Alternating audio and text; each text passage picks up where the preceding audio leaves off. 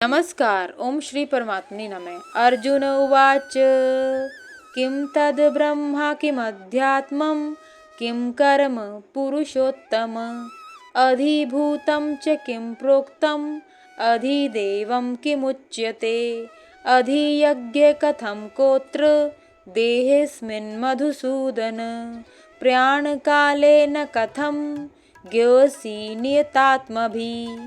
इस श्लोक में अर्जुन भगवान से कहते हैं कि हे भगवान, ब्रह्म क्या है, अध्यात्म क्या है और कर्म क्या है, अधिभूत क्या कहलाते हैं और अधिदेव किसे कहते हैं। द्वितीय श्लोक में अर्जुन कहते हैं कि हे मधुसूदन, यहाँ अधियज्ञ कौन है और वह इस शरीर में कैसे कार्य करता है।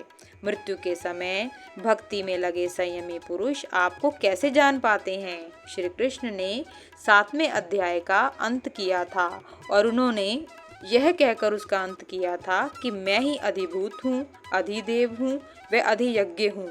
उन्होंने यह भी चर्चा की कि ब्रह्म क्या है, अध्यात्म क्या है, व कर्म क्या है।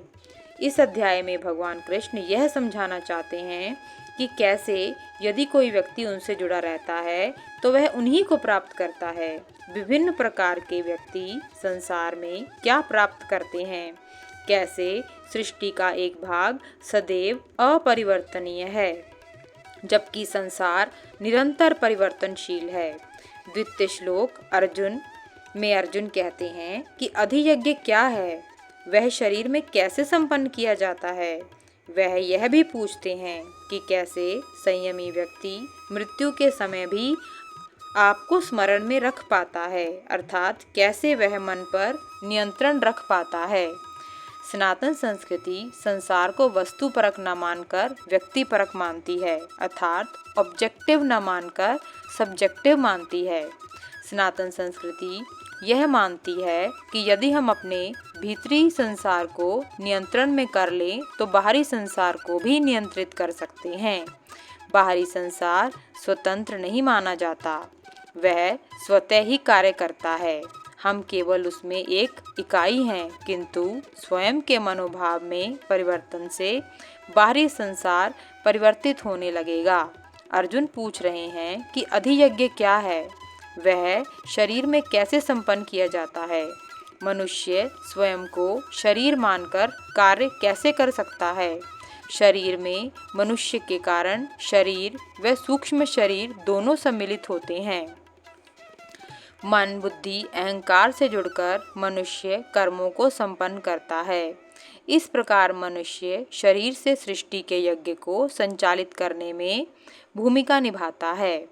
इस प्रकार वह दिव्यता से जुड़ा रहता है। हम स्वयं को भौतिक संसार तक सीमित मानते हैं।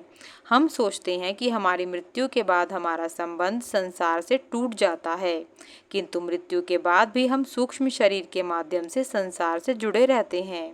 मृत्यु के बाद अस्तित्व की समाप्ति के भय से मनुष्य मृत्यु से भयभीत रहता है, किंतु ज्ञानी व्यक्ति स्वयं पर नियंत्रण करके मन बुद्धि से मृत्यु के समय भी परमात्मा को स्मरण में रखता है। ज्ञानी व्यक्ति मृत्यु को महत्व नहीं देता, वह उसे संसार चक्र का हिस्सा मानता है। मृत्यु के पीड़ादायक अनुभव में भी परमात्मा को स्मरण रखना एक कठिन कार्य है। इसलिए अर्जुन भगवान से एक प्रासंगिक प्रश्न करते हैं कि जीवन में कैसा आचरण करें कि परमात्मा से जुड़े रहें मृत्यु के समय पर भी। ओम नमो भगवते वासुदेवाय नमः। मेरे प्रिय मित्रों, यदि आपको मेरे द्वारा की गई इस श्लोक की व्याख्या अच्छी लगी हो तो कृपया मेरी वीडियो को लाइक, सब्सक्राइब व शेयर अवश्य करें। धन्यवाद।